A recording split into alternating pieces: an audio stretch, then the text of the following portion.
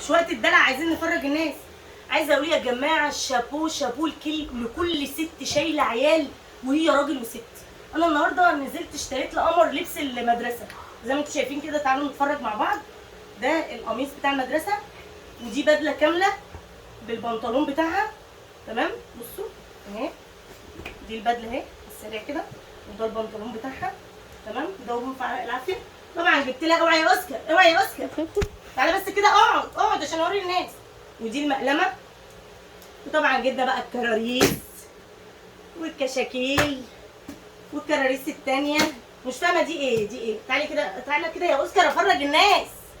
وده قلم سيادتكم قمر اختارته. وفي استيكه كمان بس انا مش عارفه الاستيكه فين بصراحه. تمام، الاستيكه ضاعت ولا ايه يا قمر؟ معرفش والله. يعني شويه حاجات كده جبناهم.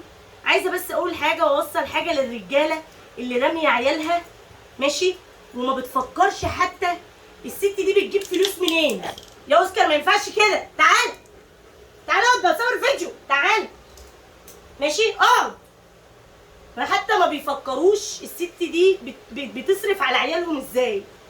مجرد ان انت خلاص الست اتطلقت ما لهمش عيال عندك بقى، شيل انت بقى دروس ومدارس ولبس مدارس ولبس عيد ودكاتره وسواد اسود ماشي. وهم مش في دماغهم حاجه، مش في دماغهم غير ان هم ازاي يحاربوكي وانت معاكي عيال منهم.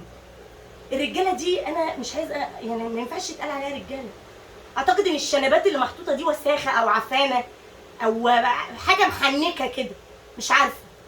لكن بامانه شابوه لكل ست بتنزل. دي بس قمر لسه، دي حاجه قمر ولسه ما كملتهاش كمان. بس انتوا ايه رايكم في الطقم؟ حلو بدله المدرسه. شابوه شابوه لكل ست. شابوه. انت زعلت مني؟ والله العظيم ما قصدي ان انا اعمل معاك كده. طب تعال تعال ماشي. شابوه لكل ست، والف تفه على كل راجل رامي عياله لمجرد انه انفصل عن مراته. لا وكمان ايه بيحاربها.